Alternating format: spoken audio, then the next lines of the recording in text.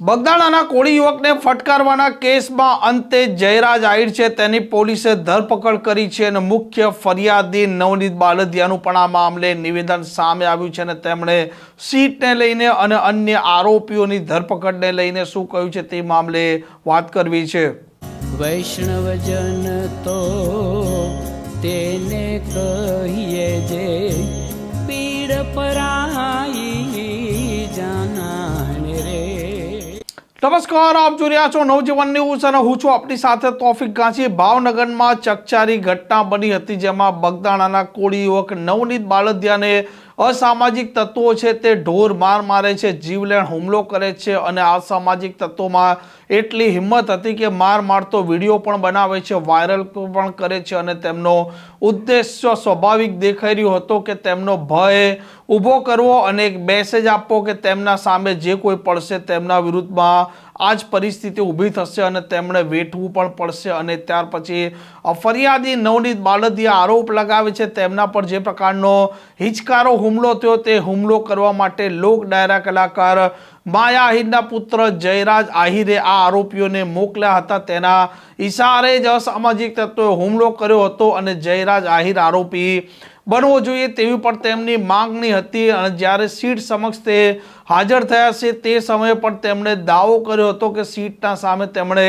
એટલા પુરાવા મૂક્યા છે કે જયરાજ આહિર પોતે આ મામલે આરોપી બનશે અને જયરાજ આહિરનો આ કેસમાં રોલ પણ છે। અને અંતે આજે સીટ દ્વારા જયરાજ આહિરની બીજી વખત પૂછપરછ કરવામાં આવે છે, તેને બોલાવવામાં આવે છે। ત્યાર પછી સીટ આ મામલે જાહેરાત કરે છે કે આ કેસમાં જયરાજ આહિરની સંડોવણી સામે આવી છે અને જયરાજ આહિરની હવે ધરપકડ કરી લેવામાં આવી છે। અને ત્યાર પછી મુખ્ય ફરિયાદી નવનીત બાલદિયા હવે સામે આવ્યા છે અને તેમણે સીટને લઈને અને અન્ય આરોપીઓના રોલને લઈને શું કહ્યું છે તે પણ સાંભળવા જેવું છે।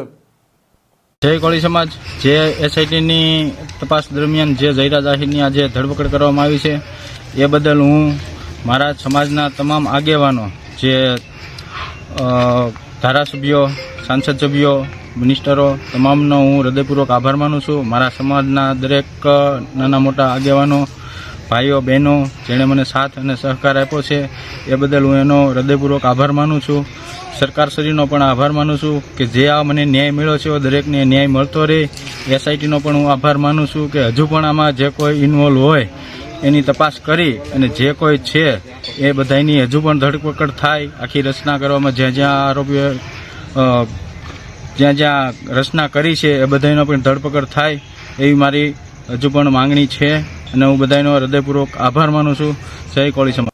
આમ એક લાંબા સમયની આ લડાઈ હતી। આ લડાઈમાં કોળી સમાજના લોકો પણ આક્રોશિત થયા હતા, સમાજના આગેવાનો પણ આક્રોશિત થયા હતા। આ મામલો એટલો ચકચારી હતો કે મુખ્યમંત્રી ભૂપેન્દ્ર પટેલ સુધી પહોંચ્યો હતો અને લોકોની એક જ માંગ હતી કે મુખ્ય ષડયંત્રકાર જયરાજ આહિર છે તો તેની ધરપકડ હજી સુધી કેમ કરવામાં નહોતી આવતી। અને અંતે સીટ તેની ધરપકડ કરે છે અને ફરિયાદી નવનીત બાલદિયાએ સીટનો આભાર માન્યો છે અને કહ્યું છે કે આ કેસમાં હજી જો કોઈની સંડોવણી સીટની તપાસમાં સામે આવે તો સીટે તેના વિરુદ્ધમાં પણ કાર્યવાહી કરશે તેવું પણ તેમણે આશાવાદ વ્યક્ત કર્યો છે।